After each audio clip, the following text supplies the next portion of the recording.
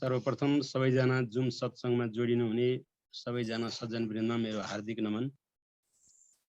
शान्तं शाश्वत प्रमेय मनघम निर्वाण शान्ति प्रदम ब्रह्मा शम्भु फणीन्द्र सेव्य मनिषं वेदान्त वेद्यं विभुं रामाख्यां जगदीश्वरं सुरगुरुं माया मनुष्यं हरिं वन्देऽहं करुणाकरं रघुवरं भूपालचूडामणिं नान्या स्पृहा रघुपति हृदये स्मदीये सत्यं वदामि च भवान् अखिलान्तरात्मा भक्तिं प्रयच्छ रघुपुङ्गवनिर्वरां मे कामादिदोषरहितं कुरु मानसं च अतुलित बलधामं हेमशैलावदेहं दनुजवनकृशानुं ज्ञानिनाम् अग्रगण्यं सकलगुणनिधानं वानराणामदिशं रघुपति प्रिय भक्तं वातजातं नमामि। हामीले रामचरितमानसको किष्किन्धा काण्डको अन्त्यमा जाम्बवानले हनुमानको शक्तिलाई पहिचान गराइदिनु भएको कुरा भनेका थियौं। पवन तनय बल जाम्बवान भन्नुहुन्छ। यो कुरा उमा र शङ्करको बीचमा भइरहेको जुन संवाद छ, फेरि पनि यसलाई त कागभुसुण्डीजीले गरुडलाई भन्दै हुनुहुन्छ। कागभुसुण्डीजीले गरुडलाई बताउँदै गर्नुभएको कुरा, भगवान शङ्करले पार्वतीलाई बताउँदै गर्नुभएको कुरा र याज्ञवल्क्यजीले भरद्वाजलाई बताउँदै गर्नुभएको कुरा, भगवान तुलसीदासजी सन्त तुलसीदासजी लेख्नुहुन्छ के भने पवन तनय बल पवन समान बुद्धि विवेक विज्ञान निधान भनेर जब हनुमानजीलाई जाम्बवानले आफ्नो शक्तिको बारेमा थोरै कुरा के बताइदिनु भएको थियो, हनुमानजीमा एक प्रकारको ऊर्जा र एक प्रकारको शरीर पुलकित भयो। त्यतिकै कहाँबाट ऊर्जा आए जस्तो भएर हनुमानजी अत्यन्त प्रसन्न हुनुभयो र आफ्नो शरीरलाई भव्य बनाउन थाल्नुभयो। त यो घटनामा तुलसीदासजीले यो सुन्दरकाण्डको सुरुवात गर्दाखेरिमा एउटा विशेषता यसमा के छ भन्नु होला भने, मङ्गलाचरण गरिसकेपछि अरु सबै काण्डमा, अरु सबै सोपानमा एउटा न एउटा सोरठा र दोहा राख्नु भएको छ। तर सुन्दरकाण्डमा यहाँनिर सोरठा र दोहा नराखिकन सोझै चौपाईमा जानु भएको छ। यसको मतलब त्यहाँ विश्राम गर्ने कुनै अवसरै छैन। सोरठा र चौपाई विश्राम गर्ने स्थलको रूपमा यहाँ लिएको थियो। त्यसलाई चाहिँ त्यो अबको कथावस्तु के हुँदैछ भन्ने वस्तु निर्देशन गर्ने एउटा सूत्रको रूपमा रहन्थ्यो भने यहाँनिर सन्त तुलसीदासले त्यो सोरठा दोहा केही नराखिकन सोझै चौपाई राखेर भन्नुभयो। के भन्नुहुन्छ? जामवन्त के वचन सुहाए सुनि हनुमन्त हृदय अति भाए तब लगी मोहि परिख्यौ तुम भाई सही दुख कंद मूल फल खाई। हनुमानजी यति प्रसन्न हुनुभयो कि जामवन्तको त्यो कुरा सुनेपछि हृदय यति प्रफुल्लित भयो कि उहाँ अत्यन्त पुलकित हुनुभयो र सबैजना त्यहाँ रहेका सुग्रीव लगायत सम्पूर्ण वानरहरूलाई एउटा आश्वासन दिनुभयो। के भने सबैजना सुख दुःख जे छ, जे जस्तो छ, सय र कन्दमूल फलफुल जे पाइन्छ त्यसलाई बडो प्रेमपूर्वक ग्रहण गर्नुहोस्, म सब कुरा काम गरेर आउँछु भन्ने यस्तो प्रकारले हनुमानजी त्यहाँबाट अगाडि बढ्नुभयो। त्यसपछि हनुमानजी चाहिँ अब के त भने सुन्दरकाण्ड, यहाँनिर सुन्दर शब्द यही प्रकट भएको छ, त्यसपछि यसलाई सुन्दरकाण्ड भनिएको रहेछ। त यहाँनिर के भने सुन्दरकाण्ड, सिन्धु तिर एक भूधर सुन्दर कौतुक कुदी चढेउता उपर। यहाँनिर सिन्धु तिर एक भूधर सुन्दर कौतुक कुदी चढेउता उपर। सन्त तुलसीदासजीले यस काण्डमा सुन्दर शब्द अब कति ठाउँमा राख्नु भएको छ, मैले चाहिँ लगभग 8वटा ठाउँ जतिमा चाहिँ एकचोटि पढ्दाखेरिमा प्राप्त गरेको थिएँ। अझ हजुरहरू पनि यसलाई हेर्नुहुनेछ। यो असाध्यै अनुसन्धान गर्न लायक, हेर्न लायक बडो गजबको चाहिने ग्रन्थ पनि हो। र यसलाई सुन्दरकाण्ड भनेर नाम दिनुको पछाडिको राज के रहेछ भने बालकाण्डदेखि लङ्काकाण्ड, उत्तरकाण्डसम्म आउन्जेलसम्ममा श्लोक संख्या र दोहा संख्या, यो दोहा संख्या बालकाण्डमा 326 लगभग, अनि त्यस्तै अयोध्या काण्डमा पनि 360 लगभग, अयोध्या काण्डमा आउँदाखेरिमा 326 लगभग, त्यस्तै गरिकन अरण्य काण्डमा आउँदाखेरिमा त्योभन्दा कम हुँदै हजुरको किष्किन्धा काण्ड आउँदासम्ममा त्यो दोहा संख्या घट्दै घट्दै आएको रहेछ। अनि किष्किन्धा काण्डमा आइपुगेपछि जब सुन्दरकाण्ड सुरुवात हुन्छ अनि फेरि त्यो दोहा संख्या बढ्दै बढ्दै गएको रहेछ कि। अनि त्यो सुन्दरकाण्डमा जति छ त्यसपछि लङ्का काण्डमा फेरि अलिकति बढ्दै गएर उत्तरकाण्डमा दोहा संख्या बढ्दै गएको कारणले गर्दा बालकाण्डदेखि सुन्दरकाण्डसम्म आउँदासम्ममा, किष्किन्धा काण्डसम्ममा आउँदाखेरिमा त्यो दोहा संख्या घट्दै घट्दै आइरहेको। अनि यो सुन्दरकाण्डमा आउँदाखेरिमा त्यो दोहा संख्या फेरि किष्किन्धा काण्डको भन्दा केही मात्रामा बढ्दै बढ्दै गएको, त्यहाँबाट बढ्दै बढ्दै गएको। त हामीहरू सबै कुरा के चाहन्छौँ त भन्दाखेरिमा बढोत्तरी चाहन्छौँ नि त। त्यसैले यो काण्डको नाम सुन्दरकाण्ड, पहिलो नम्बर कुरा। दोस्रो नम्बर कुरा सुन्दरकाण्ड, सुन्दर शब्द, सुन्दर शब्दको प्रयोग सबैभन्दा पहिला सुन्दरकाण्डमै प्रयोग भएको कारणले गर्दा सुन्दरकाण्ड। अनि श्लोकको संख्या सुन्दर। अनि अर्को कुरो सुन्दरी सुन्दरी लङ्का, सुन्दरी सुन्दरी सीता, सुन्दरी सुन्दरी कथा सीता, सुन्दरी सुन्दरी कथा भने सर्व सुन्दर सुन्दरम, यहाँनिर सबै ठाउँमा सुन्दरै सुन्दर भएको कारणले गर्दाखेरिमा पनि यो काण्डलाई सुन्दरकाण्ड भनिएको रहेछ। त हनुमानजी जब त्यहाँबाट पुलकित भएर खुसी भएर जब हिँड्नुभयो त्यसपछि भन्नुहुन्छ सिन्धुतिर एक भूधर सुन्दर, कौतुक कुडी चढे उता उपर। कौतुकता बस्दैन के त भने त्यहाँ एउटा भूधर एउटा पर्वत देख्नुभयो। त त्यो पर्वतमा गएर उहाँले चाहिँ थोरै विश्राम गर्नुभयो। त्यति बेलामा सारा देवदेवताहरू सबैजना खुसी हुनुभयो, अत्यन्त खुसी हुनुभयो र आहा हनुमानजी अब जानुभयो, अब हाम्रो सबै काम कारबाही पुरा हुनेछ भनेर देवताहरू सबैजना खुसी हुनुभयो। अनि त्यसपछि गएर चाहिँ के भन्नु होला भनेदेखि मैनाक पर्वतलाई चाहिँ देवताहरूले एउटा सुझाव दिए के भने हे मैनाक, जुन बेला तिमीलाई पवनदेवले सहयोग गर्नुभएको थियो, कुनै बेलामा पवनदेवले मैनाक पर्वतलाई सहयोग गर्नुभएको रहेछ। आज हनुमानजी यो लङ्का जानको लागि यत्रो यो चाहिने सिन्धु, यो सरोवर, यो तलाउ, यो मतलब यो समुद्र पार गर्दै हुनुहुन्छ, तपाईले पनि हनुमानजीलाई चाहिँ सहयोग गर्नुहोस् भनेर यस्तो प्रकारले देवताहरूले भनेका रहेछन्। त मैनाक पर्वतलाई पवनदेवले कुन बेला कहाँ कसरी के सहयोग गर्नुभएको रहेछ भन्दाखेरिमा भनिन्छ सत्य युगमा सबै पर्वतहरू पखेटा सहित यता र उति कुदिरहन्थे रे। त त्यो पर्वतहरू त्यसरी कुद्दै कुद्दै मतलब उड्दै उड्दै गर्दाखेरिमा कतै यिनीहरू खस्नी पो कि भन्ने त्यो डर पनि लाग्थ्यो रे। त त्यसले गर्दाखेरिमा इन्द्रलाई साह्रै रिस उठेर यिनीहरूको यो मनोमानी भयो भनेर सबै चाहिँ नि पच्छिदा गोत्र भिदात्त गन्धा यहाँनिर कालिदासले पनि थोरै लेख्नु भएको छ।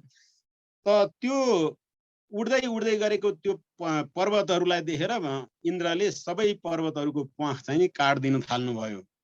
अनि त्यही बेलामा चाहिँ नि मैनाक पर्वतलाई चाहिँ नि पवनदेवले सहयोग गरेर यहाँ समुद्रमा चाहिँ के त भन्दाखेरिमा लुक्नको लागि सहयोग गरिदिनु र मैनाक पर्वत चाहिँ त्यहाँ समुद्रमा गएर लुक्न सफल भयो। त तिमीलाई यसरी त्यतिखेर पवनदेवले सहयोग गरेको कारणले गर्दाखेरिमा तिमीले सहयोग गर्नु पर्यो भनेर मैनाक पर्वतलाई भन्नुभयो देवताहरूले।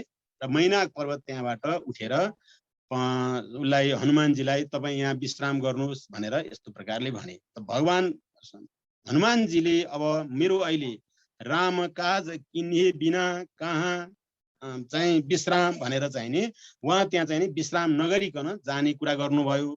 मैनाक पर्वतलाई त्यसरी चाहिँ नि आश्वासन दिएर र उहाँको चाहिँ नि कृतज्ञता व्यक्त गर्दै, जे होस् मलाई तपाईँले सहयोग गर्न लाग्नुभयो, यसको लागि खुसी छु, तर रामको कार्य सफल नगरिकन विश्राम गर्ने बेला होइन भनेर हनुमानजी त्यहाँबाट जानुभयो।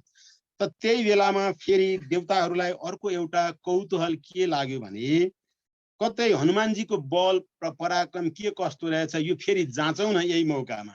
हनुमानजी त समुद्र तर्दै हुनुहुन्छ। त सुरसा नाम ऐन के माता पठाइनी आई कहीँ त्यही बाता।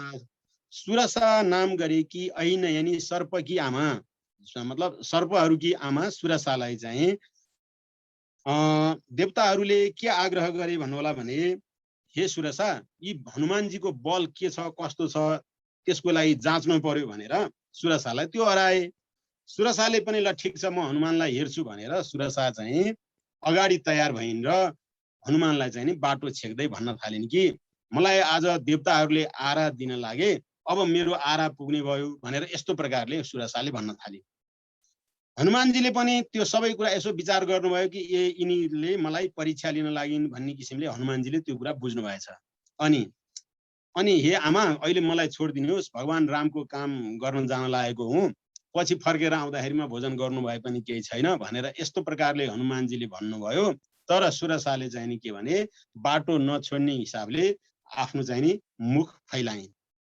सुरसाको त्यो मुख फैलावट देखेर हनुमानजीले अब त्यहाँ भन्नुभएको छ, एक योजन बराबर 12 कोस, एक योजन बराबरको चाहिँ नि मुख सुरसाले फैलाउँदाखेरिमा हनुमानजी 2 योजनको भइदिनु भयो। अब सुरसाले अर्को चाहिँ नि 4 योजनको चाहिँ नि मुख फैलाउँदाखेरिमा हनुमानजी फेरि 8 योजनको भइदिनु भयो। यसरी ठुलो ठुलो हुँदै जानुभयो र अनि त्यसपछि एकैचोटि हनुमानले फेरि के गर्नुभयो भन्दाखेरिमा सानो रूप बनाउनु भयो। त्यो सानो रूप बनाएर चाहिँ नि भित्र पस्नुभयो। सुरसाको भित्र पसेर सब कुरा अवलोकन गरेर त्यहाँबाट चाहिँ नि सुरसाले मुख बन्द गर्नु खोज्नुभन्दा पहिला नै के त भने बाहिर निस्किनु भयो र ल म तपाईँको भित्र पसेँ, बाहिर पनि आएँ, भोजन गरिसकेको चिज फेरि खान लायक हुने छैन एकचोटि निलिसकेपछि भन्दाखेरिमा हे हनुमान, तिम्रो बल बुद्धि पराक्रम मैले देखेँ, साह्रै खुसी भएँ, ल तिम्रो काम सफल हुनेछ भनेर यस्तो प्रकारले सुरसाबाट त्यहाँबाट हनुमानजी बिदा भएर हिँड्नुभयो। सन्त तुलसीदास लेख्नुहुन्छ त्यसपछि के भने, सुरसाबाट त हनुमानजी त्यहाँबाट हिँड्नुभयो। त्यसपछि सिंहिका नाम गरेकी एउटी राक्षसी जो जलचर समुद्रमा रहेका कुनै प्राणीहरूलाई खान्नथी, तर आकाशमा उड्ने सबै पक्षीहरूको छायालाई पक्रेर उसले समाउँथी र खान्थी। हनुमानजी जाँदै गर्दा आफ्नो बेग जुन रोकिएको थियो त्यो देखेर हनुमानजीले यसो हेर्नुभयो त, ए सिमिका, यो त राक्षसी हो, यसले त सुरसाले जस्तो होइन, यसले त मार्न नै खोजेको भन्ने विचार गर्नु भएर सुरसालाई त्यो सिमिकालाई चाहिँ नि त्यहाँ खतम बनाइदिनु भयो। अब सिमिकाको वध गरिसकेपछि हनुमानजी त्यहाँबाट लङ्कामा पुग्नुभयो। लङ्कामा पुगेर सबैतिर चारैतिर हनुमानजीले हेर्नुभयो। हेर्दाखेरिमा त्यहाँ सीताको अन्वेषण गर्ने सन्दर्भमा सबैतिर हेर्नुभयो। त्यहाँ अब सब चिज देख्नुभयो। घरहरू सुनकै छन्, गल्ली जो छन् सुनैका, मणि जडित हुनाले झन् असल छन् कुनैका, घुमी घुमिकन हेरे सब बगैँचा तलाउ, सहजसित कसैको केही लाग्दैन दाउ। यस्तो प्रकारले यो चाहिँ नि वाल्मीकि रामायणमा भनेको कुरालाई उसले भानुभक्तले लेख्नु भएको थियो, त्यो मैले थोरै कुरा यहाँनिर निवेदन गरेको हुँ। हनुमानजी सबतिर हेर्न थाल्नुभयो। त्यतिकै बेलामा त्यहाँ लङ्का निशिचरी, हैन, लङ्का निशिचरी भने यहाँनिर लङ्कामा लङ्किनी, सन्त तुलसीदासले लङ्किनी नाम राख्नु भएको छ। यद्यपि लङ्किनी नाम नभएर वाल्मीकि रामायणमा चाहिँ त्यसलाई लङ्काकी अधिष्ठात्री देवी भनेर चाहिँ नि वाल्मीकिजीले चाहिँ राख्नु भएको रहेछ। वाल्मीकिजीले लङ्किनी भन्ने नाम राख्नु भएको रहेनछ, सन्त तुलसीदासले लङ्किनी भन्ने नाम राख्नु भएको रहेछ। त लङ्किनीले जब हनुमानजीलाई देखि त्यसपछि उसले आफ्नो त्यो बाटो अवरोध गर्न खोजी। अनि लङ्किनीले यहाँ कोही पनि आउने सक्दैनन्, कोही पनि आएका फर्कन सक्दैनन् भनेर हनुमानजीलाई उसले पिटी हात हालेको कुरा आउँछ यहाँ। त्यसपछि हनुमानजीले पनि लङ्किनीलाई एक मुक्का प्रहार गर्नुभयो। हनुमानजीले एक मुक्का प्रहार गर्दाखेरिमा लङ्किनीको मुखबाट रुधिर यानी रगत बह्यो। त्यसपछि हनुमानजीलाई लाग्यो ओहो मैले महिला नारीलाई यसरी हिर्काउनु त हुँदैन थियो भन्ने किसिमको हनुमानजीलाई त्यो मनमा लागेको थियो। तर लङ्किनीले चाहिँ नि उठेर सबै पहिलादेखिको इतिहास चाहिँ नि हनुमानलाई सुनाउन थाली। हे हनुमान, मैले थाहा पाएँ यो सृष्टिको आदिकालमा नै भगवान ब्रह्माजीले रावण कुम्भकर्ण आदिको यो राज्यमा मलाई रक्षा गर्नको लागि खटाइएको हो। त कुन दिन मेरो मुक्ति हुन्छ भन्दाखेरिमा जुन दिन कुनै बन्दर आएर चाहिँ यहाँनिर तिमीलाई प्रहार गर्नेछ त्यो दिन नै तिम्रो चाहिँ मुक्ति पनि हुनेछ र यो सबै लङ्कामा रहेका सबै निशिचर राक्षसहरूको पनि समाप्त हुनेछ भनेर मलाई भगवान ब्रह्माजीले पहिले नै भन्नुभएको थियो। आज मेरो जन्म धन्य भयो भनेर लङ्किनी र हनुमानजीको त्यहाँनिर वार्तालाप हुन थालेको छ। अब आउनुहोस्, हनुमानजीलाई लङ्किनीले के भन्नुहुन्छ त? लङ्किनी भने तात स्वर्ग अपवर्ग सुख धैर्य तुला एक अङ्ग तुलन ताई सकल मिली जो सुख लव सतसङ्ग। यो चिज जुन छ तुलसीदासले रामचरितमानसको सुन्दर काण्डको दोहा नम्बर 4 मा जुन यो कुरा बताउनु भएको छ, श्रीमद् भागवत महापुराणमा यही चिज अब मैले यहाँनिर भने श्रीमद् भागवत महापुराणको 4 स्कन्धको 24 अध्यायको 57 नम्बरको जुन श्लोक छ रुद्रगीत, रुद्रगीतमा रहेको कुरा र यहाँ तुलसीदासजीले रामचरितमानसमा राख्नु भएको कुरा एउटै छ। के भन्नुहुन्छ म फेरि यहाँलाई यहाँ भन्छु। तात स्वर्ग अपवर्ग सुख धैर्य तुला एक अङ्ग तुलन ताही सकल मिली जो सुख लव सतसङ्ग। अब यो भागवतमा चाहिँ के छ त? रुद्रगीतमा क्षणार्धे न पितुलै न स्वर्गम न पुनर्भवम भगवत सङ्गी सङ्गस्य मर्त्यानाम किमुताशिष। भने चाहिँ के भनेदेखि लङ्किनीले हनुमानजीसँग सत्सङ्ग गरेकी छ के एक यहाँनिर। लङ्किनीले भनेको छ हनुमानजीसँग कि तात भनेको हे बाबु, स्वर्ग यहाँ सम्पूर्ण चाहिने कुराहरू सुख स्नेह मोज मस्ती जे छन् ती जम्मै कुरा एकातिर राखेर थोरै समय पनि यदि सज्जनसँग भेटघाट हुन्छ भने त्यो समय चाहिँ नि बढी महत्त्वपूर्ण हुन्छ भनेर लङ्किनीले हनुमानजीसँग यो कुरा राखेको हुन्छ। यहाँनिर लङ्किनीले हनुमानजीलाई यस्तो किसिमको कुरा यहाँ राखेको कुरा सन्त तुलसीदासले लेख्नुहुन्छ रामचरितमानसको सुन्दरकाण्ड दोहा नम्बर 4 मा भने श्रीमद् भागवत महापुराणमा रुद्रगीत के हो भन्नु होला भने प्राचीन बरी हामीलाई थाहा छ। यो महाराज चाहिँ नि को भन्नु होला भनेदेखि ध्रुव हामीलाई थाहा छ नि, उत्तानपादका छोरा ध्रुव पछि गएर ध्रुवको वंशमा चाहिँ नि पृथु महाराज आउनुभयो। पृथु महाराज पछि उहाँको वंशमा प्राचीन बरी हुनुभयो। त प्राचीन बरीका छोरा 10 प्रचेता भनेर भनिन्छ। ती 10 प्रचेतालाई सन्तान उत्पत्ति गर सृष्टि गर भनेर प्राचीन बरीले तपस्या गर्न पठाउनु भएको थियो। त तपस्या गर्न जाँदाखेरिमा उहाँहरू जुन प्राचीन बरीहरू एउटा सरोवरमा पुग्नुभयो। त त्यो सरोवरमा पुगेर उहाँहरूले स्नान ध्यान चाहिँ जप पूजा पाठ गर्दाखेरिमा त्यहाँ भगवान शङ्कर रुद्र रूपमा प्रकट हुनु भएर भगवान शङ्करले 10 प्रचेताहरूलाई जुन गीत सुनाउनु भएको थियो, जुन उपदेश सुनाउनु भएको थियो, त त्यही उपदेश र त्यही गीतलाई चाहिँ हामीहरू भागवतमा रुद्रगीत भनेर भन्छौँ। त भागवतको यो रुद्रगीतमा जे कुरा भनिएको छ, यहाँ भगवान तुलसीदासले लङ्किनी र हनुमानको संवादको माध्यममा यही चिज राख्नुभयो कि। त भगवान तुलसीदासले चाहिँ के भन्नुभयो मैले भनेको छु, सन्त तुलसीदास अथवा भगवान तुलसीदास उहाँले भन्नुभएको छ के भनेदेखि नाना पुराण निगमा गम सम्मतम यद रामायणे निगदितम क्वचिदन्यतोपि स्वान्त सुखाय तुलसी रघुनाथ गाथा भाषा निबन्ध मति मञ्जुलमा तनोति, जुन मैले पहिले भन्दै आएको थिएँ। त भागवतमा रहेको जुन रुद्र गीत छ त्यो रुद्र गीत यहाँनिर लङ्किनीले हनुमानजीलाई सुनाइन्। अब लङ्किनी आफ्नो तरिकाबाट त्यहाँबाट मुक्त भइन्। अब हनुमानजी त्यहाँबाट लङ्किनीबाट त्यो उपदेश सुन्नुभयो अनि त्यसपछि आफूलाई कृतकृत्य मान्नुभयो कि लङ्किनीले पनि अब यहाँ एउटा क्षणार्धे नापि तुलाई न स्वर्गम न पुनर्भवम भन्ने जुन भावको चाहिने कुरा, तात स्वर्ग अपवर्ग सुख धरिय तुला एक अङ्ग तुलन ताई सकल मिली जो सुख लव सतसङ्ग, जो सत्सङ्गमा भेट्दाखेरिमा सत्सङ्गमा चाहिने प्राप्त गरिने सुख छ त्यो त स्वर्गका चाहिने कुनै चाहिने चिजहरूबाट पनि प्राप्त हुँदैनन् भन्ने कुरा जुन गरिने त्यसबाट हनुमानजी खुसी हुनुभयो। अब सीताको अन्वेषण गर्ने सन्दर्भमा हनुमानजी वरिपरि घुम्न थाल्नुभयो। त्यतिखेर उहाँले के देख्नुभयो त भन्दाखेरिमा तत समध्यम गतमम सुमन्त ज्योत्स्ना बितान मुहुरुद बमन्त ददर्श धीमान भुवि भानुमन्त गोष्ठी वृषमत्तमिव भ्रमन्त। यहाँनिर वाल्मीकिजीले जुन भन्नु भएको कुरा मैले थोरै यहाँनिर निवेदन गरेँ। त्यहाँ सीताजीको अन्वेषण गर्ने सन्दर्भमा उहाँले दायाँ बायाँ त्यो हेर्दै जानुभयो, चन्द्रमालाई देख्नुभयो अरे कि। चन्द्रमालाई देख्दाखेरिमा उहाँलाई त्यो चन्द्रोदय, त्यो चन्द्रको चाहिँ सौन्दर्यको बारेमा असाध्यै मजासँग त्यहाँले उहाँले देख्नुभयो।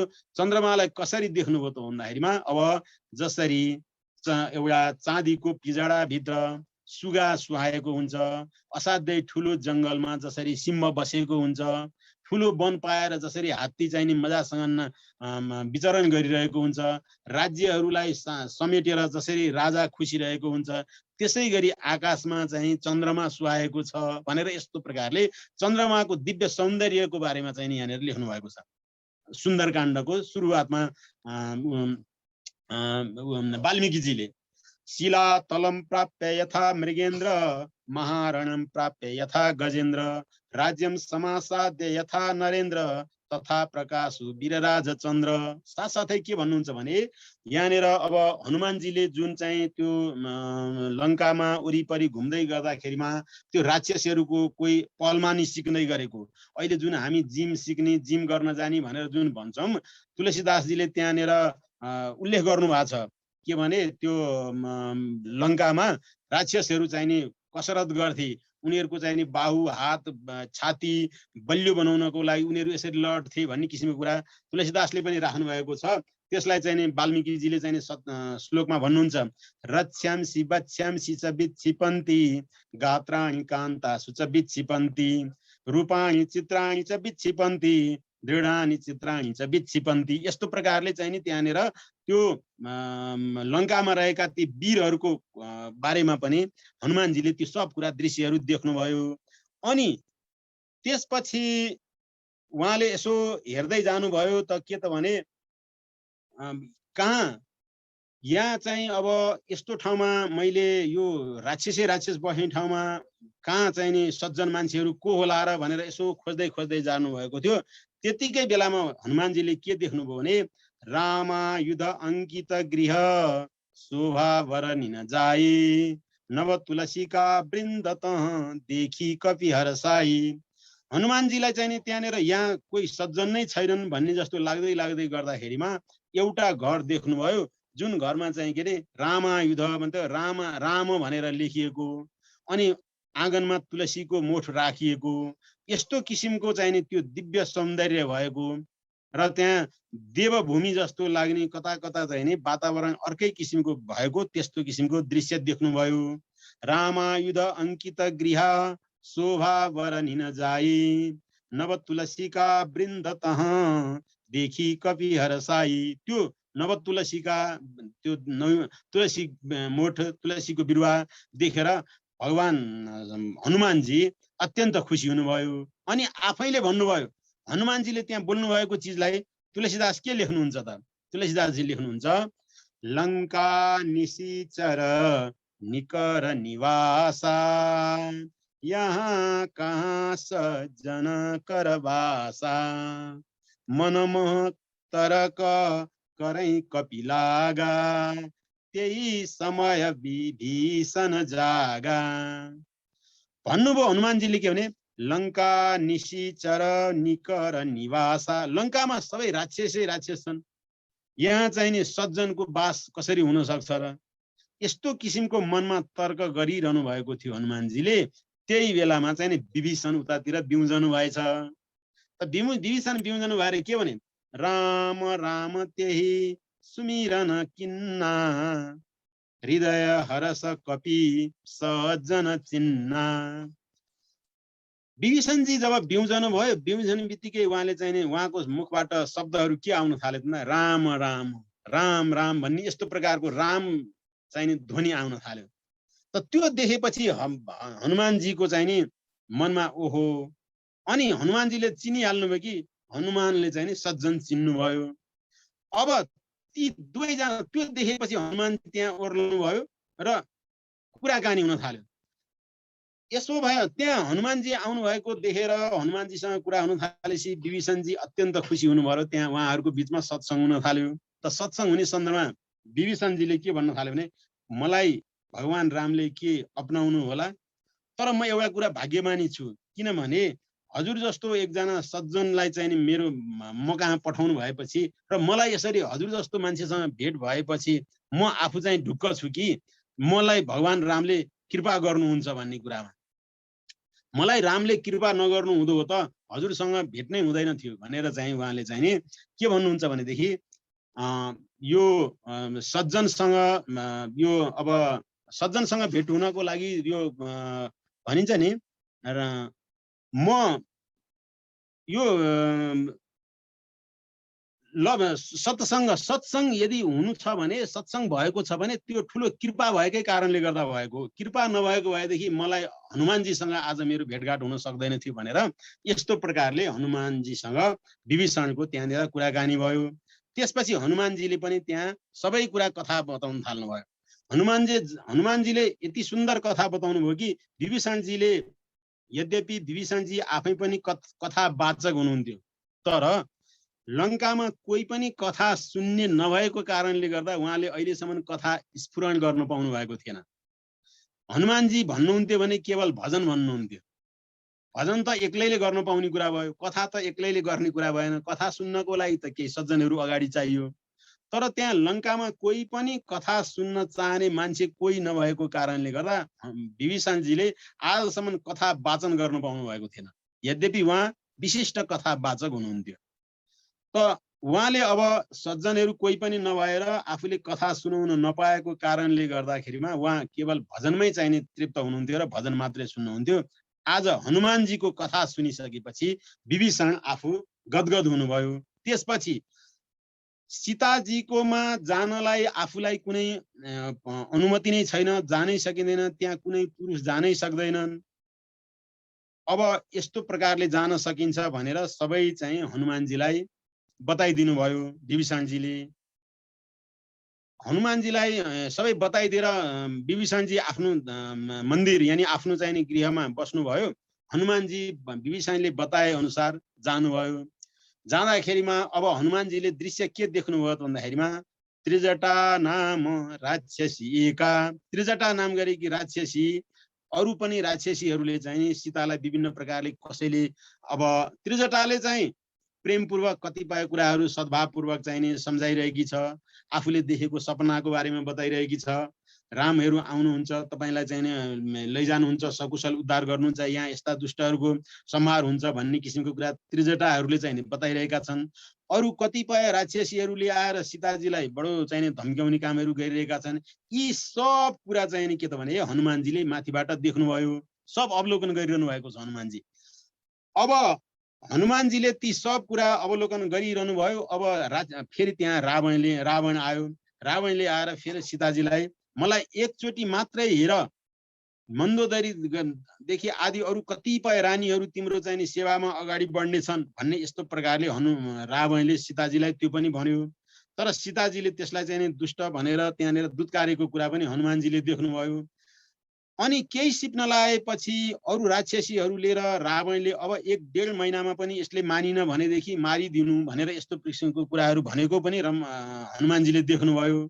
अब रावणहरू र अरू राक्षसीहरू त्यहाँबाट बिदा भएपछि सीताजी अत्यन्त अधैर्य हुनुभयो। अब चाहिँ नि बाँच्न मन छैन भनेर सीताजीले जब प्राण त्याग गर्ने खोज्नु भएको थियो, सीताजीले बोल्नुहुन्छ, हे अशोक, अशोकको फेदमा बसेकी सीताजीले अब के भन्नु भने, हे वृक्ष अशोक, तिम्रो नाम अशोक, तर मलाई चाहिँ नि यो शोकमा किन पारिरहेको?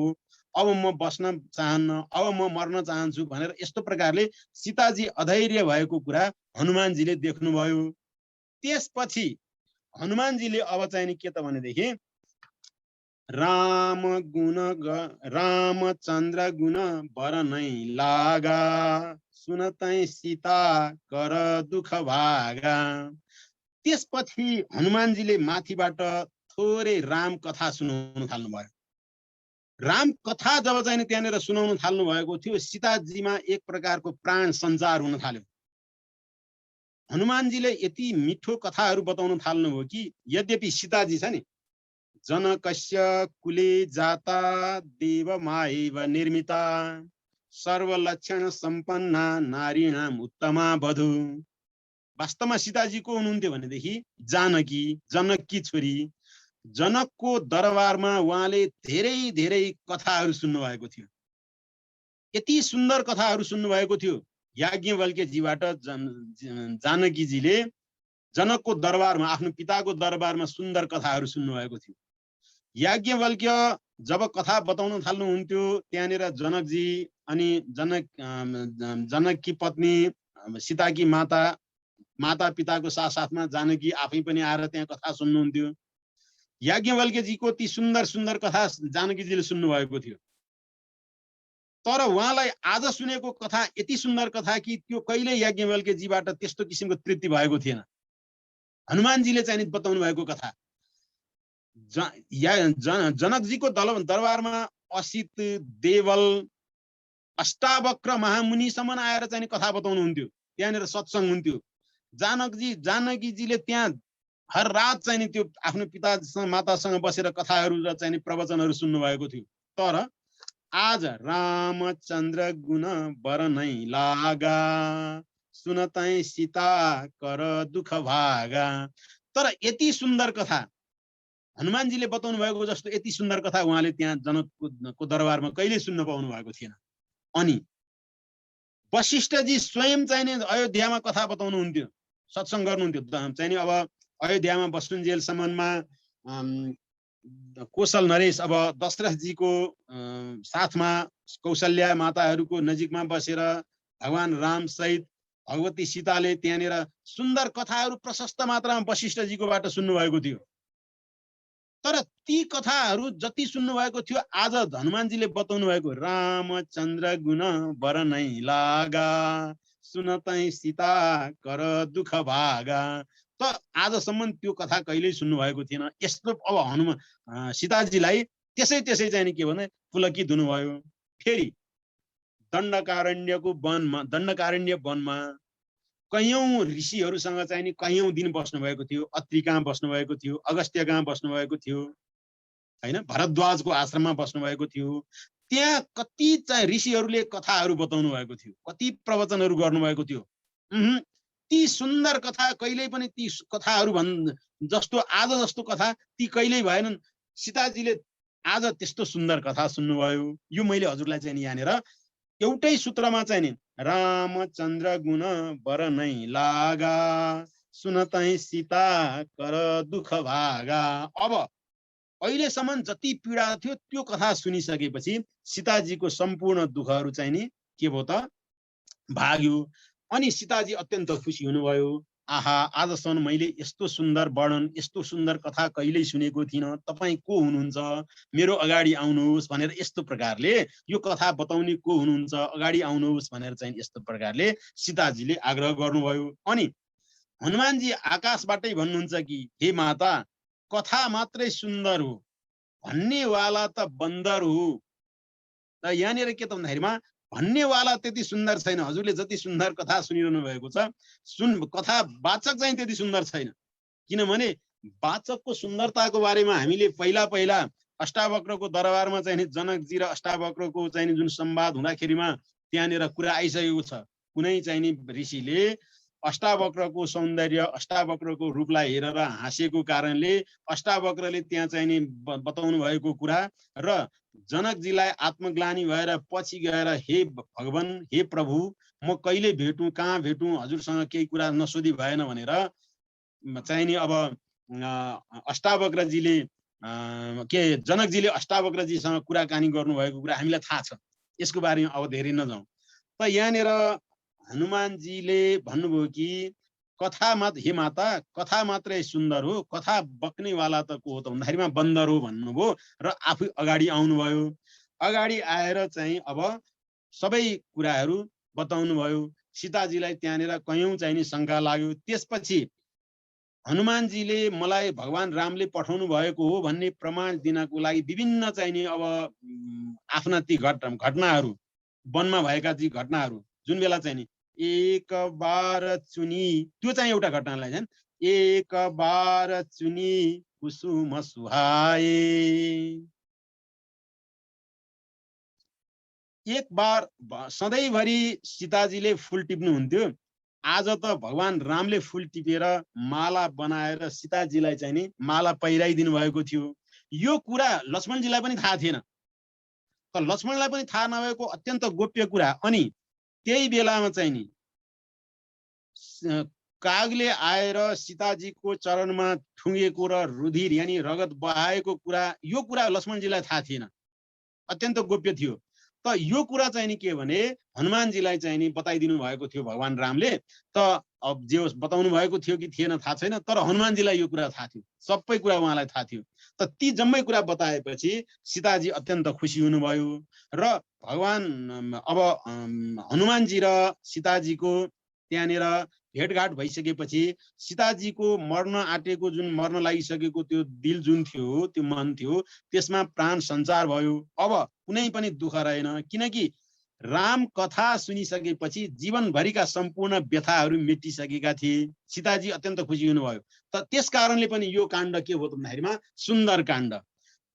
सीताजीको यो मुख्य चाहिँ नि के भने, मुख्य सीताजीको चाहिँ नि अब अन्तिम अवस्था, सीताजी यति अधैर्य हुनुभएको थियो कि अब बाँच्न पटक्कै मन थिएन। त्यो बेलामा बचाउने काम जुन हनुमानजीले गर्नुभएको थियो, त्यसैले गर्दाखेरिमा चाहिँ नि यहाँनिर सुन्दर काण्ड भयो।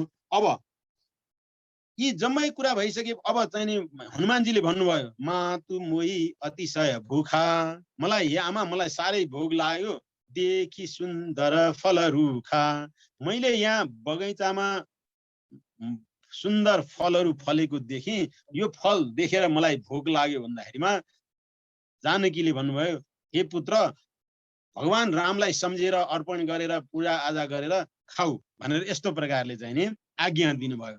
त्यसपछि हनुमानजीले त्यहाँ सबै फुल मतलब फलहरू टिपेर आनन्दसँग खानु थाल्नुभयो। त्यहाँ कयौं राक्षसहरू आए, रावणका अब अनुचरहरू आए, सबले आएर चाहिँ नि फल खाएको देखे। त्यति बेलासम्म केही प्रभाव परेन कसैलाई पनि, खायो ठिक छ। अब एक दुईटा चाहिँ नि फलहरू झार्दाखेरिमा पनि अब कसैलाई केही प्रभाव परेन। अब के हो, यिनीहरूले कुनै प्रतिक्रिया नै जनाएनन् भनेपछि हनुमानजीले अब चाहिँ के गर्नुभयो भने फल खाँदै, केही झार्दै र बोटहरू उखल्दै र फाल्दै गर्न थाल्नुभयो। त्यहाँनिर एउटा प्रतिक्रिया आउनु पर्यो नि भनेर। अब रुखहरू उखल्दै फाल्दै गर्न थाल्नु भएपछि चाहिँ नि अनि सबैजना चाहिँ अब त्यो हनुमानजी प्रति आक्रमण गर्न आए। अब त्यसपछि त्यहाँनिर हनुमानजीको र राक्षसहरूको चाहिँ युद्ध हुन थाल्यो। खास गरिकन भगवान यो रामायणको युद्धमा भगवान राम र लक्ष्मण सहित भएको युद्ध जुन छ लङ्का काण्डको युद्ध, त्यतिखेर 25% राक्षसहरू मात्रै मारिएका रहेछन्। 75% राक्षस त हनुमानजीले यो सुन्दर काण्ड जुन छ त्यतिखेर नै चाहिँ के गरिदिनु भएको रहेछ भन्दै सुन्दर काण्डमा नै हनुमानजी एक्लैले सबै 75% लङ्काका 75% राक्षसहरूलाई हनुमानजीले एक्लैले सिद्ध्याइदिनु भएको रहेछ। त थुप्रै राक्षसहरूलाई त्यहाँ मारिदिनु भयो। त्यसपछि मेघनाद आएर जब वरुण अस्त्र ब्रह्मास्त्र जब प्रयोग गर्यो, त्यसपछि हनुमानजीलाई लाग्यो कि ब्रह्मास्त्रलाई सबैजनाले सम्मान गर्छन्, मैले यदि यसलाई अनादर गर्ने हो भने त यो प्रतिको आस्था घट्ने जान्छ, त्यसैले यसलाई त मैले सम्मान गर्नुपर्छ भनेर हनुमानजी आफै चाहिँ नि के भन्नुभयो त आफ्नो इच्छा अनुसार बाँधिनु भयो। यो कुरा पनि हामीलाई थाहा छ। अब त्यसपछि हनुमानजीलाई चाहिँ अब लिएर गइयो। हनुमानजीको र त्यहाँनिर रावणको संवाद भयो। विभिन्न प्रकारले हनुमानजीले अब त्यहाँनिर सीताजीलाई जुन कथा हेर्नु, हनुमानजीले विभीषणलाई भेट्दाखेरिमा विभीषणलाई जुन कथा बताउनु भयो, विभीषणलाई असाध्यै त्यसको प्रभाव पर्यो। विभीषणलाई प्रभाव पर्यो, त्यो कथाको प्रभावले गर्दा विभीषण चाहिँ नि के भने अष्टचिरञ्जीवी हुनुभयो। अनि सीताजीलाई प्रभाव पर्यो, सीताजी चाहिँ नि अब खुसी हुनुभयो र चाहिँ नि शरीर छोड्न लाग्नु भएको सीताजी चाहिँ नि प्रफुल्ल हुनुभयो। अनि त्यस्तै गरिकन हनुमानजीको कथा मन्दोदरीले सुन्नुभयो, मन्दोदरीलाई चाहिँ नि त्यो कथाको प्रभाव पर्यो। मन्दोदरी चाहिँ नि के भने पञ्चकन्याको रूपमा चाहिँ नि अब सधैँभरि चाहिँ नि सधैँले आदरण गर्ने भइन्। हनुमानजीको कथा जसलाई जसलाई प्रभाव पर्यो ती सबजना चाहिँ नि के भयो त भन्नु होला भनेदेखि उत्कृष्ट भयो। विभीषणलाई प्रभाव पर्यो, विभीषण चाहिँ नि अष्टचिरञ्जीवीमा चाहिँ नि जानुभयो, उहाँ राज्य प्राप्त गर्नुभयो, अमर हुनुभयो। मन्दोदरीलाई प्राप्त भयो, मन्दोदरीले त्यो कथाको चाहिँ प्रभाव पर्यो, कथालाई चाहिँ उहाँले सकारात्मक रूपले लिनुभयो, पञ्चकन्याको रूपमा रहिरहनु भयो। तर रावणलाई पनि त्यही कथा हनुमानजीले खुब मजासँग बताउनु भयो। रावणलाई केही प्रभाव परेन, अरू चाहिँ नि प्रभाव नपर्नेहरू चाहिँ के भयो भन्दा लङ्का सहितै सबै चाहिँ नि के भयो त मारिए। अब लङ्का दहन भयो, ती राक्षसहरू पनि 75% राक्षसहरू मारिए। त्यसपछि हनुमानजी आउनुभयो र सीताजीसँग अब जान चाहनु भएको थियो, मतलब लैजान चाहनु भएको थियो, सीताजीलाई लैजान चाहनु भएको थियो। तर सीताजीले होइन, बेला भएको छैन भन्नुभयो। उहाँहरूको जुन आन्तरिक कुराहरू थियो, सीताजीको रूप धारण गरेर त्यहाँ बसेर त्यो सबै चाहिँ सम्हार गर्नुपर्ने थियो, यी सब कुराहरू लीलाहरू त रामायणमा छँदैछन्। त्यसपछि हामीले त अहिले फेरि पनि तुलसीदासको चाहिँ नि यो पदलालित्य एक दुई कुराहरू थोरै गर्न लागिरहेको कारणले गर्दा मात्रै भनिरहेको हो, कथावस्तु त हामीलाई थाहा भएकै कुरा हो। अब त्यसपछि जब हनुमानजी भगवान रामकोमा आउनुभयो, उतातिर के भयो भनेदेखि उनले विभीषणले हनुमान रावणलाई गएर चाहिँ नि अब तात राम नहीं नर भूपाला, हनुमानजीको कुरा सबै सुनिसक्नु भएको थियो। लङ्कामा त्यत्रो उपद्रव मचिसकेको थियो, अब सब खतम हुने बेला भइसकेको थियो। तर पनि विभीषणले आफ्नो कुल वंशको रक्षाको लागि आफ्नो दाजु रावण बेठा गएर चाहिँ केही उपदेशहरू गर्न थाले। तात राम नहीं नर भूपाला, भुवनेश्वर कालहु कर काला, ब्रह्म अनामय अज भगवंता, व्यापक अजित अनादि अनंता, गुद्विज धेनु देवहितकारी, कृपा सिन्धु मानुष तनुधारी। यहाँनिर विभीषणजीले हनुमानजी के रावणलाई बताउनु भएको कुराहरू महत्त्वपूर्ण र एकदमै मुख्य कुरा यहाँ छ कि भन्नुहुन्छ विभीषणजी, तात राम नहीं नर भूपाला, हामीले एकजना राजाका छोराको रूपमा मात्रै लिएका छौं, एकजना राजकुमारको रूपमा मात्रै लिएका छौं, होइनन्। तात राम नहीं नर भूपाला भन्नुभयो हनुमान के विभीषणजीले हनुमानजीलाई भन्नुहुन्छ। भुवनेश्वर कालहु कर काला, उहाँ भुवनेश्वर यो त्रैलोकका अधिपति हुनुहुन्छ। किनभने तपाईले बुझिरहनु भएको छैन दाजु, ब्रह्म अनामय अज भगवन्ता, व्यापक अजित अनादि अनन्ता, उहाँ व्यापक अजित अनादि अनन्त हुनुहुन्छ। साथसाथै उहाँ को हुनुहुन्छ भनेर उहाँ भन्नुहुन्छ तुलसीदासको शब्दमा, गुद्विज धेनु देवहितकारी, कृपा सिन्धु मानुष तनुधारी। गो गाई ब्राह्मण देवता यी सबैको रक्षाको लागि मनुष्य शरीर धारण गरेर आउनु भएको मात्रै हो। जनरञ्जन भञ्जन खल व्राता, वेद धर्म रक्षक सुनु भ्राता, उहाँ वेदको रक्षा गर्नको लागि आउनु भएको हे भ्राता, त्यसकारण तपाईँ चाहिँ उहाँसँग मिल्नुहोस्, उहाँलाई चाहिँ नि सामान्य मानिसको रूपमा नलिनुहोस् भनेर यस्तो प्रकारले विभीषणजीले रावणलाई धेरै कुरा सम्झाउनु भयो। तर रावणलाई ती कुराहरूले कुनै प्रभाव परेन। त्यसपछि विभीषणजी भन्नुहुन्छ, जहाँ सुमति तहाँ सम्पत्ति नाना, जहाँ कुमति तहाँ विपत्ति निदाना। जहाँ सुमति यानी राम्रो मति राम्रो बुद्धि हुन्छ त्यहाँ सम्पत्ति नाना सब कुराहरू प्रकटित हुन्छन्। जहाँ कुमति जहाँ खराब बुद्धि हुन्छ त्यहाँ चाहिँ नि सब कुरा के हुन्छन्, विपत्ति र आपत्ति मात्रै चाहिँ नि आउँछन् भनेर अब के अरे विभीषणजी निराश हुनुभयो। रावणलाई जतिसुकै सम्झाउँदाखेरिमा रावणमा चाहिँ कुनै प्रभाव नआएको कारणले विभीषणजी अत्यन्तै निराश हुनुभयो। त्यसपछि विभीषणजी अब त्यहाँबाट हिँड्नुभयो। अब यो कुरा कस्तो छ भने विभीषणजीले रावणलाई छोडेर लङ्का छोडेर दरबार छोडेर हिँड्नु र श्रीमद् भागवत महापुराणमा तृतीय स्कन्धमा विदुरजी धृतराष्ट्रका छोराहरू कौरवहरूलाई छोडेर हिँड्नुको एउटा बडो गजबको सामञ्जस्य छ। विभीषणजीले अब के मन गर्नुभयो भन्दा राम सत्य संकल्प प्रभु सभा कालवश तुरी मै रघुवीर शरण अब जाउँ देहु जनी खोरी।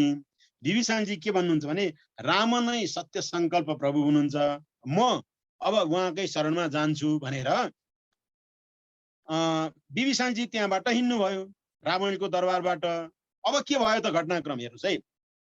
असकै चला विभीषण जबहि आयुहीन भए सब तबहि साधु अवज्ञा तुरत भवानी कर कल्याण अखिल कैहानी। एउटा बडो विचित्रको दर्शन र विचित्रको सन्देश चाहिँ नि यहाँ सन्त तुलसीदास लेख्नुहुन्छ। उहाँले के लेख्नुहुन्छ भनेदेखि असकै चला विभीषण जबहि, जब विभीषण यो भनेर हिँड्नुभयो आयुहीन भए सब तबहि, लङ्कामा रहेका सम्पूर्ण मानिसहरू, भगवान विभीषण त हिँडिहाल्नु भयो, लङ्कामा रहेका सम्पूर्ण ती दुष्ट पुरुषहरूको आयुहीन भए।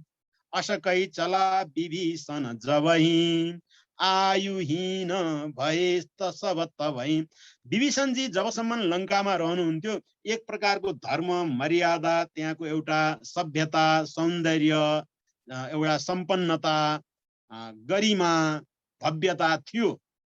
त त्यो एउटा विभूति, एउटा सज्जन, एउटा सन्तलाई जब त्यहाँ अवज्ञा गरियो, अनादर गरियो रावणबाट, जब चाहिँ उसलाई चाहिँ नि उनलाई चाहिँ जब त्यागियो, त्यसपछि त्यहाँ भएका सम्पूर्ण वैभव सम्पन्नता र भव्यता जम्मै बिस्तारै के भयो त भन्दा क्षीण हुँदै गए। कसरी भने जसरी एवमेतत् पुरा पृष्ठो मैत्रेयो भगवान किल क्षत्रावनं प्रविष्टेन त्यक्त्वा स्वगृह मृद्धिमत। श्रीमद् भागवत महापुराणमा तृतीय स्कन्धमा जब विदुरजी छ नि, विदुरजीलाई जब दुर्योधन आदिहरूले दासी पुत्र यताउति नराम्रा नराम्रा शब्दहरू बोलेर जब विभीषणले त्यो दरबार छोडिदिनु भयो, के विदुरजीले जब चाहिँ नि हस्तिनापुर छोडिदिनु भयो, त्यसपछि हस्तिनापुरमा रहेका ती दुर्योधन आदिहरूको चाहिँ नि के भने आयु खत्म भयो, उनीहरूको वैभवता र सम्पन्नता भव्यता सब बिस्तारै बिस्तारै क्षीण हुँदै गयो र सब चाहिँ नि सम्हार भयो नि। त त्यहाँनेरिको जुन घटनाक्रम थियो त्यो घटनाक्रम यहाँनिर रामायणमा असकै चला विभीषण जबहि आयुहीन भए सब तबहि साधु अवज्ञा तुरत भवानी कर कल्याण अखिल कैहानी।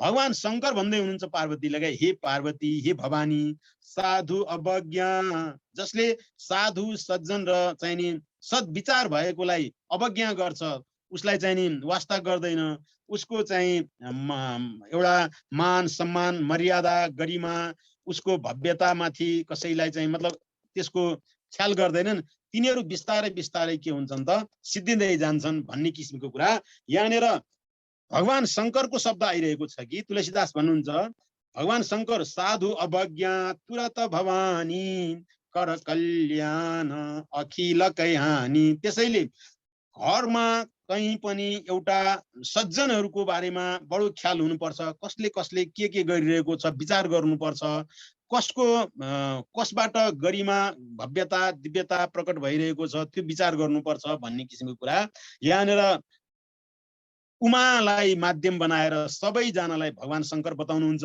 त्यसपछि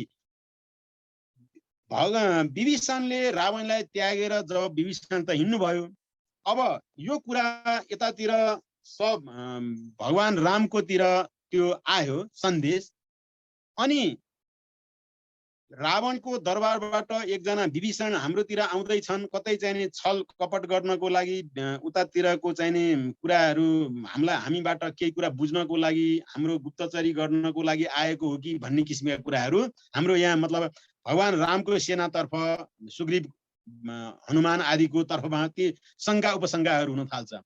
त्यसपछि भगवान राम के भन्नुहुन्छ भन्ने किसिमको कुरा चाहिँ यहाँनिर सन्त तुलसीदास लेख्नुहुन्छ।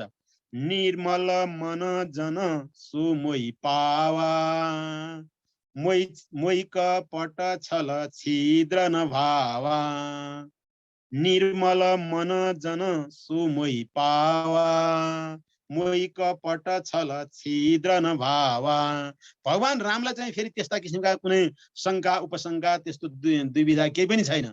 भगवान राम चाहिँ के भन्नुहुन्छ भने निर्मल मन जन सो मोहि पावा, जसको मन पवित्र छ त्यसले मलाई पाउँछ। मोहि कपट छल छिद्र न भावा, मलाई चाहिँ त्यो कपट छल छिद्र यताउति गर्नेले प्राप्त गर्न सक्दैन भनेर यस्तो प्रकारले भगवान रामले बोल्नु भएको कुरा सन्त तुलसीदास लेख्नुहुन्छ। अनि त्यसपछि भगवान रामकोमा जब विभीषणजी आउनुभयो, उहाँले आफ्नो परिचय दिनुहुन्छ कि त सामान्यतया परिचय दिने सन्दर्भमा हाम्रो यो लौकिक संसारमा चाहिँ नि कस्तो व्यवहार छ सामान्यतया भने आफ्नो चाहिँ नि ठुलो मान्छे, भव्य मान्छे को छ, कसको छोरा कसको नाति भन्ने सन्दर्भमा अलि राम्रो राम्रो चाहिँ नि छ भनेदेखि परिचय दिने हो। सामान्य सामान्य छ भने त्यस्तो किसिमको परिचय नदिने चलन छ। तर विभीषणको दर्शन, विभीषणको विचार चाहिँ नि कस्तो छ भने उहाँ त आखिर हुनुहुन्छ नि पुलस्त्यको नाति, विश्रवाको छोरा। म पुलस्त्यको नाति हुँ, विश्रवाको छोरा हुँ, विश्रवाको छोरा विभीषण हुँ भन्न सक्नुहुन्थ्यो नि। विभीषणको एउटा नम्रता कस्तो छ भन्नु होला भने हेर्नु उहाँ कसरी परिचय दिनुहुन्छ। रामचरितमानसको सुन्दर काण्डको दोहा 45 भन्दा अलिकति अगाडि एक अगाडि चौपाईमा भन्नुहुन्छ, नाथ दशानन करमै भ्राता, निशिचर वंश जनम सुरत्राता, सहज पाप प्रिय तामस देहा, जथा उलु कही तम परनिहा। हेर्नु न विभीषणजीले परिचय कसरी दिनुहुन्छ भनेदेखि उहाँ मेरो पुलस्त्यको नातिको कुरै गर्नु भएन, विश्रवाको छोरा हो भन्ने किसिमको कुरै गर्नु भएन। भन्नुहुन्छ भगवान रामको अगाडि गएर, नाथ दशानन करमै भ्राता, नाथ म दशानन यानी रावणको भाइ हुँ, निशिचर वंश जनम सुरत्राता, म निशिचर राक्षस वंशमा जन्मिएको हुँ, सुरत्राता देवताहरूलाई चाहिँ पीडा दिने त्यस्तो खालको वंशमा म जन्मिएको हुँ। सहज पाप प्रिय तामस देहा, जथा उलु कही तम परनेहा। जसरी उल्लुले चाहिँ नि के भनेदेखि केवल अँध्यारोमै चाहिँ देख्छ, अँध्यारैतिर फर्कन्छ, अँध्यारै चाहन्छ, त्यस्तै गरिकन म पनि त्यही हुँ हे नाथ भनेर यस्तो प्रकारले एउटा पोलाइट, एउटा नम्रता व्यक्त गरेर विभीषणले चाहिँ नि यहाँनिर परिचय दिनुभएको छ। र अब हाम्रो चाहिँ यो अब अगाडि अब आज चाहिँ नि मैले विभीषणले आफ्नो परिचय दिनुभएको सम्म सुन्दरकाण्डको बारेमा कुराकानी गरेँ। अब अगाडिको कुरा हामी अगाडि जाउँला, अर्कोचोटि भनौँला। अब हाम्रो यहाँ सज्जनहरू हुनुहुन्छ, उहाँहरूको बिचमा चाहिँ नि अलिकति यसमा अब धेरै कुराहरू आउँछन्, अलिकति छोडिसकेपछि धेरै कुराहरू हजुरहरूबाट आउँछन् भन्ने पनि मलाई लागिरहेको छ। अहिलेलाई चाहिँ नि यति नै भन्दै म चाहिँ अब मेरो दुई शब्द भनौँ यो रामचरितमानसको कुरा यही नै राख्छु। ओम पूर्णमद पूर्णमिदं पूर्णात् पूर्णमुदच्यते पूर्णस्य पूर्णमादाय पूर्णमेवावशिष्यते। ओम शान्ति शान्ति शान्ति।